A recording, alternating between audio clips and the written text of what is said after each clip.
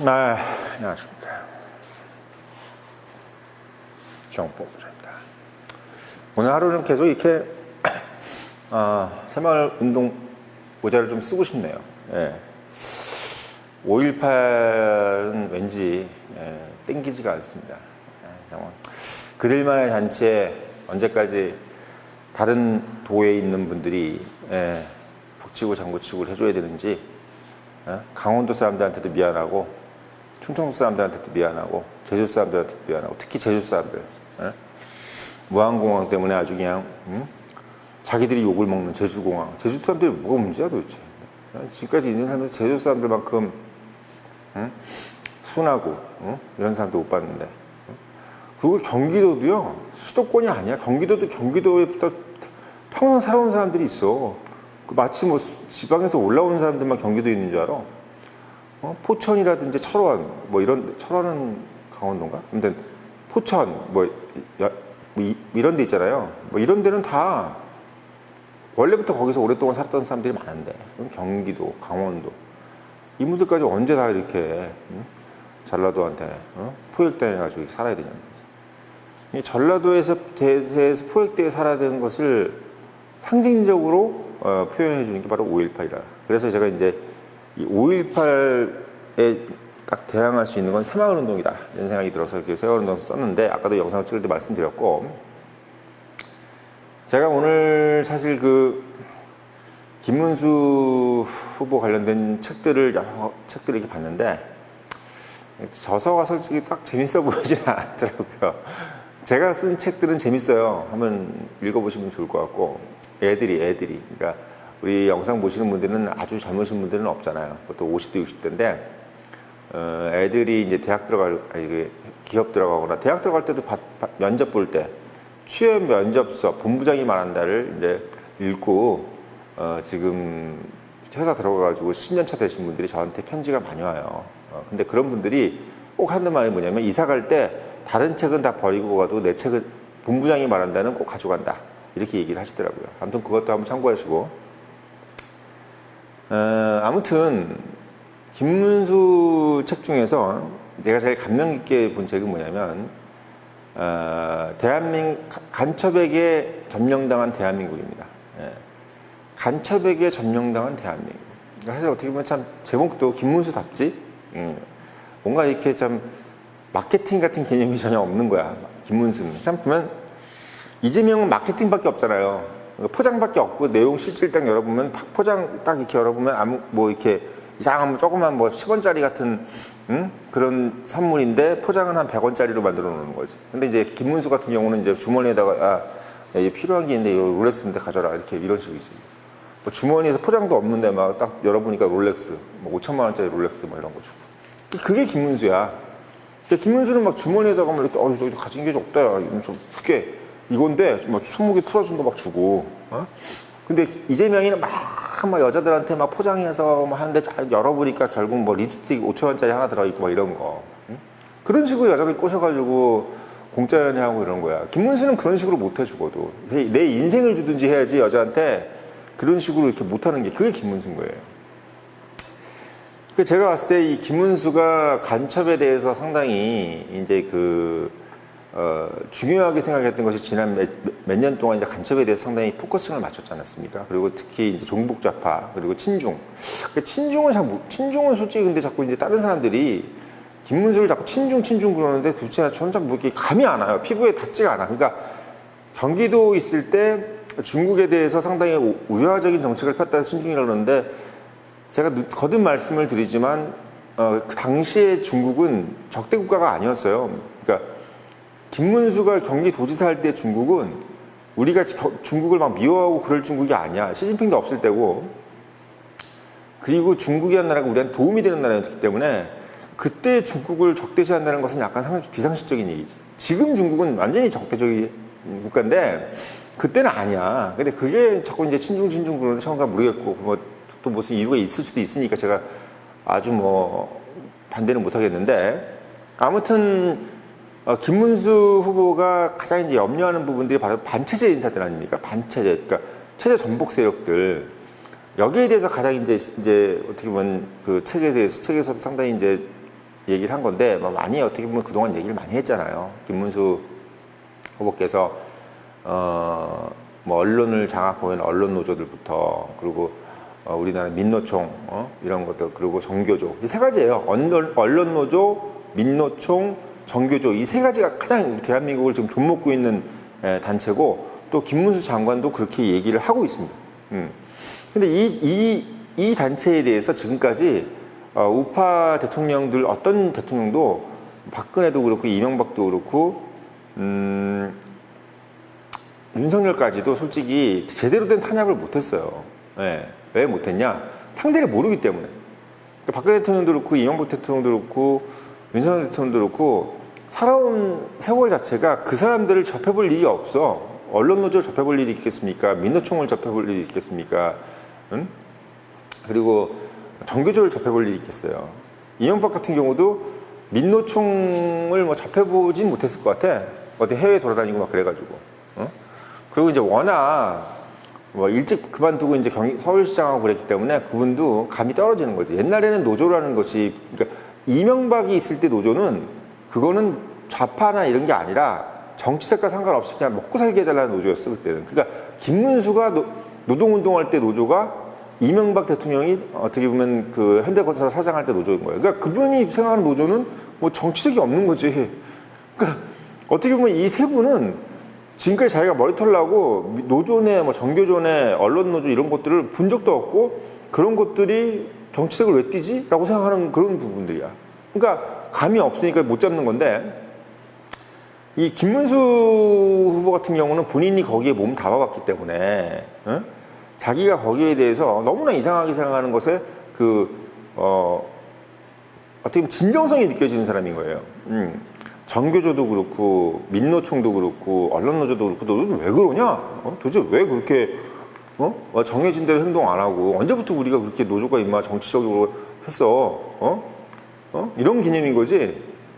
무슨 노조가 본인들 월급 올리고 뭐 이런 것들은 이해가 되는데 막 민주당 이재명 지지하고 이런 것들에 대해서는 전혀 어떻게 보면 공감을 못하고 오히려 그거에 대해서 집중적으로 공격을 할 수 있는 사람이 바로 김문수였던 겁니다.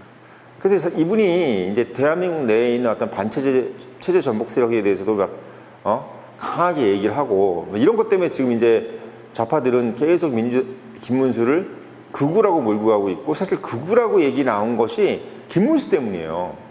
왜냐하면 김문수가 없을 때는 김문수가 있지 않았을 때는 사람들이 그런 얘기를 하면 그 뭐 태극기 부대 사람인지라고 생각했어. 근데 김문수가 얘기를 하니까 왜 그게 먹히냐면 김문수가 얘기를 하면 저 사람 노동운동 가졌잖아. 근데 저 사람 뭔가 알 텐데 이렇게 얘기가 돼버리는 거예요. 그러니까 김문수가 얘기하는 것이 좌파에서는 제일 무서운 거야.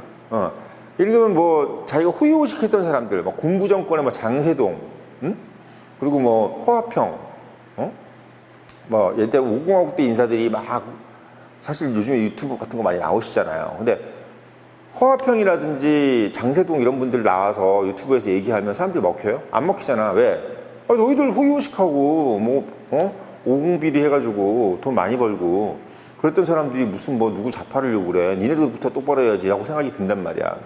저는 솔직히 그분들 이해가 되고 그분들 좋아해요. 그분들 자제분들하고 되게 친하고 뭐 허문도 전 장관 아드님하고도 제가 좀 친분이 있고 학교 다닐 때 유독 좀 많더라고요. 그분들이. 그래서 좀 이렇게 많이 만나고 그랬는데 얘기해보면은 정말 추천의 욕심을 갖고 계신 분들이야. 5공화국 인사분들이. 근데 어쨌든 간에 백보양보해서 그 사람들이 나름대로 경제적으로 부유하고 또 그런 어떤 것들을 혜택을 얻었기 때문에 그 사람들이 얘기를 했을 때는 잘 안 먹혔다고요. 근데 그 사람들만큼 좌파를 잘하는 사람들도 없었어. 왜? 최천명에서 그 사람들을 잡거나 체포하거나 또는 방어하거나 했기 때문에 사실 우리나라에서요 5공화국 때 분들이 제일 공산주의 잘합니다. 4공화국 때 3공화국 때 계신 분들은 우리나라도 되게 못 살았고 또 어떻게 보면은 박정희에 대한 어떤 체제를 유지하는 개념에 좀 더 많이 좀 있었던 부분도 있어. 박정희가 워낙 오랫동안 장기 독재를 할 수밖에 없는 상황이었기 때문에 그것 때문에 이제 좌파들이 많이 그걸 공격을 했고 또 그때는 좌파라는 개념보다는 그냥 민주화라는 개념이 더 컸기 때문에 근데 5공화국으로 넘어가면 실제적으로 북한이 한국이 잘 사라지는 거에 대해서 배가 아파가지고 엄청나게 많은 어떤 간첩들을 내려보내고 또 실제로 사회를 되게 혼란시키려고 노력했는데 그때 이 민주화 세력들이 좌파로 변질돼 버린 거예요.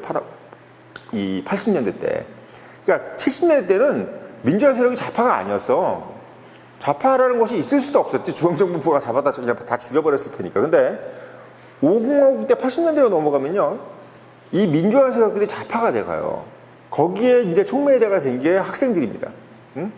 그러니까 김문수가 열받아 하는 것은 뭐냐면 야, 민주화를 하랬지 누가 좌파가 되라 그랬어. 누가 친종북 세력이 되라 그랬고, 공산주의 이념을 따르라 그랬어. 누가 마르크스 레닌주의를 따르라 그랬어. 그건 아니잖아. 라고 얘기했던 거예요. 응? 근데 그 사람이 그 얘기를 하는 게 더 잘 먹히는 거야. 그러니까 우리가 보통 예전에도 5공화국 세력이 있었잖아요. 허화평도 있었고, 허삼수, 무슨 뭐, 장세동부터 시작해서 5공화국 때 분들 얼마나 많았어. 근데 그 사람들이, 그 사람들 우리가 극우라고 안 했어. 좌파들이 극우라고 안 했어요. 그 사람들. 그냥 뭐라고 그랬냐면, 전두환 501이 세력들이라든지 또는 뭐, 5공화국 인사들, 뭐 이런 정도에서 얘기를 했지, 무슨 뭐 그 사람들 극우 이런 말 잘 안 했다고. 왜? 극우라고 하기엔 그들이 있었던 시대 자체에서 그들 때문에 밥 먹고 살았던 사람들이 너무 많았던 비율을 차지했던 거야. 근데 또 하나는 뭐냐면 그 사람들을 굳이 극우라고 할 필요가 없었지. 그 사람들도 이제 역사의 하나의 일부였고 일반 국민들이 그 사람들에 대해서 약간 싫어했던 부분들도 있었어요. 같은 보수 자유우파인데도 돈 많이 헤쳐먹고 뭐 이랬던 거에 대해서 약간 부정적인 생각을 가졌던 사람들도 있었다고. 그러니까 잘못된 정보입니다. 그렇게 돈 막 헤쳐먹고 그런 사람도 아니에요. 근데 김문수가 할 때부터 이상하게 자꾸 극우 하는 거야. 장세동, 허화평, 허삼수 이런 사람들이 나와서 얘기할 때는 그런 얘기 안 하더니 왜 김문수가 얘기할 때부터 극우라는 얘기를 할까? 그리고 왜 유독 그 사람이 얘기할 때는 무슨 극우 프레임을 걸어가지고 김문수가 입도 뻥긋 못하게 만들까? 전 그거에 대해서 항상 고민했었어요. 왜 그럴까? 왜 김문수를 저렇게 제외시키려고 할까? 그러니까 좌파들은요, 본인이 제일 컨트롤하기 어려운 사람을 가장 나락으로 떨어뜨리는 그런 전략을 많이 씁니다. 김일성도 그렇게 많이 했잖아요. 예전에 뭐 연안파네, 소련파 이런 사람들, 이런 사람들 되게 많이 숙청시키고, 특히 이제 친중 세력들을 많이 숙청시켰잖아요, 근래에는. 왜? 그 사람들이 뒤에 이제 중국이 있으니까 더 힘이 세니까. 그러니까 더 극단으로 몰아가는 거야. 더 반동 분자로 더 몰아가는 거지. 오히려 힘이 없고 이런 사람들은요, 좋게 얘기해봐, 좋게.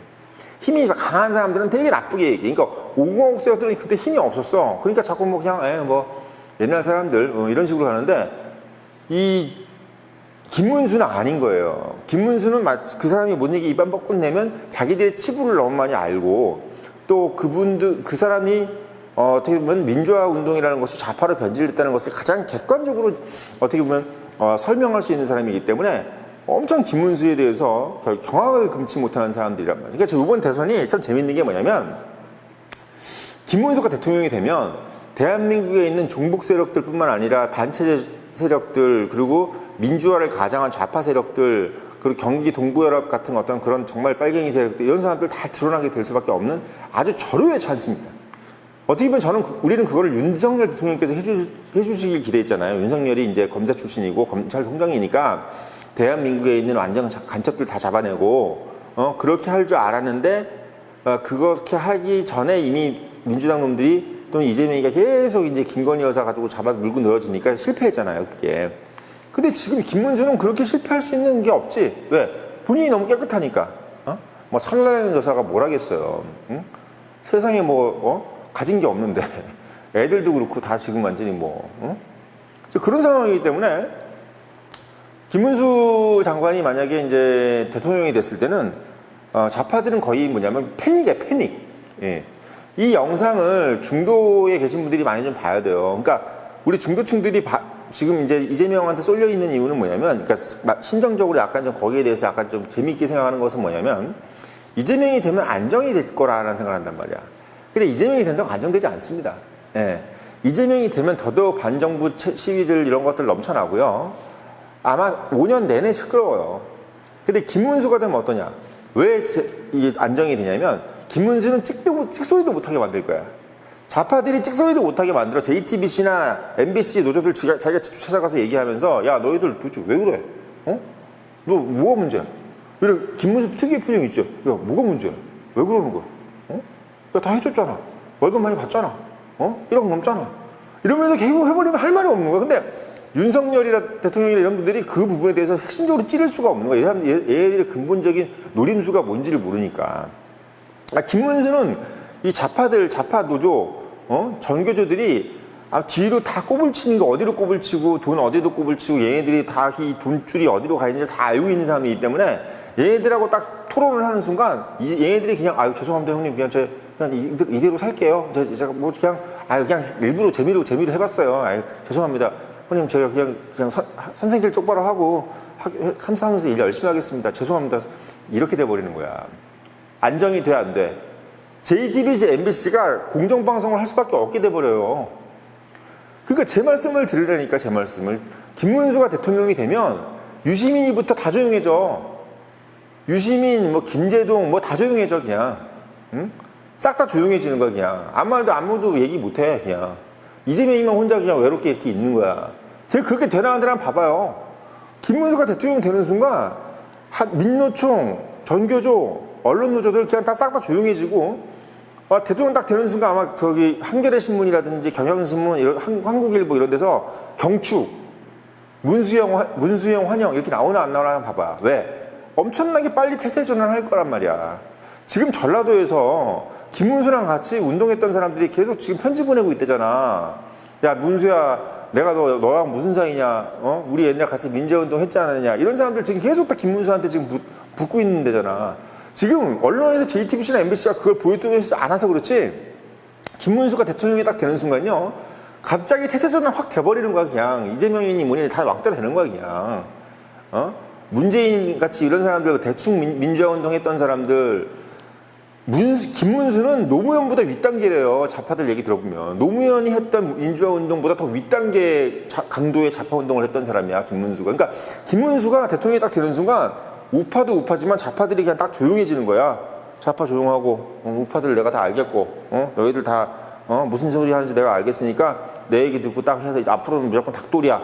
이제 무조건 나라 발전을 위해서 가는 거야. 이렇게 될 수 있는 그런 절호의 찬스를 놓칠 거예요? 그걸 놓칠 거냐고. 응? 이 기회를 놓칠 거냐? 이 좋은 기회를 놓칠 거야? 이렇게 안정되어 있는 국가를 만들 수 있는 이 좋은 기회를 놓치냔 말이야. 좌파 언론도 가만히 있고 정교조 가만히 있고 민노총 가만히 있을 수 있는 이 좋은 기회를 놓칠 거야? 응? 다 그냥 입 닥치고 그냥 꿀먹은 벙어리가 될 수 있게 만든 이 좋은 기회를 놓칠 거냐고요. 김문수는 그냥 딱 들어봐도 알잖아. 이 사람이 다 대통령이 되면 응? 좌파 척결하고 종북 세력 다 척결하고 할 수 있는 거 딱 보이잖아요. 이게 원래 우파도 아니고 빨갱이였단 말이야. 근데 이 사람이 어떻게 구구가 될 수 있냐? 말이 안 되는 소리지. 그러니까 지금 이 구구 프레임은 김문수를 위해서 만들어 놓은 프레임이에요. 응? 다시 말씀드리지만 김문수가 쓴 책들 뭐 그렇게 막 호감 가고 이런 책들은 별로 없지만 정말 딱 보면은 그냥 아까 제가 말씀드렸지만 큰 포장 없이 뭔 이재명이처럼 막 대단한 요란스러운 포장 안에 별것도 없는 선물 넣어놓은 게 아니라 그냥 주머니에서 딱 빼주는 롤렉스 같이 그런 어떤 선물을 줄 수 있는 대한민국 국민들에게 그런 선물을 줄 수 있는 유일한 대통령 후보다 이런 말씀 드리려고 오늘 영상 올렸습니다.